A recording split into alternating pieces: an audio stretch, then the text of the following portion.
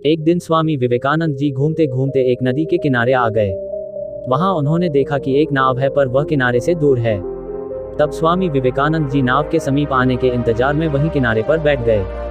वहीं से एक साधु गुजर रहे थे। साधु ने स्वामी विवेकानंद जी को वहां अकेला बैठा देखा तो वह स्वामी विवेकानंद जी के पास गया और उनसे पूछा, तुम यहाँ क्यों बैठे हुए हो?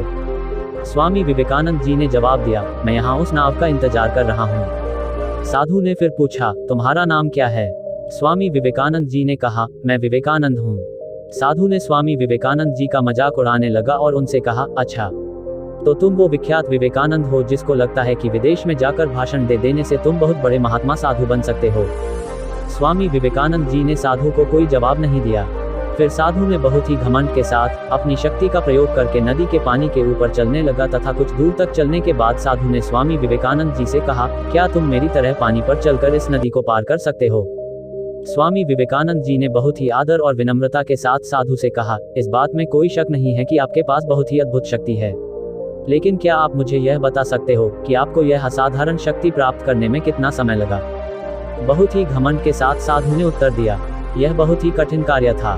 मैंने 20 सालों की कठिन तपस्या और साधना के बाद यह महान शक्ति प्राप्त की है।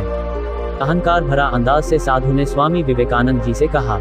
यह सुनकर स्वामी विवेकानंद जी बहुत ही शांत स्वर में बोले, आपने अपनी जिंदगी के 20 साल ऐसी विद्या को सीखने में बर्बाद कर दिए जो काम एक नाव 5 मिनट में कर सकती है। आप ये 20 साल निर्धन बेसहारा गरीबों की सेवा में लगा सकते थे, या फिर अपने ज्ञान और शक्ति का प्रयोग देश और देशवासियों की प्रगति में लगा सकते थे, परंतु आपने अपने 20 साल सिर्फ 5 मिनट बचाने के लिए व्यर्थ कर दिए। ये कोई बुद्धिमानी नहीं है।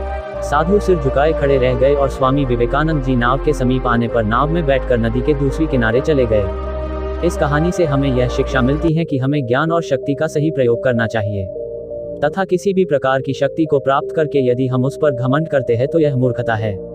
शक्ति का सही जगह पर सही इस्तेमाल करना ही वास्तविकता में बुद्धिमानी है।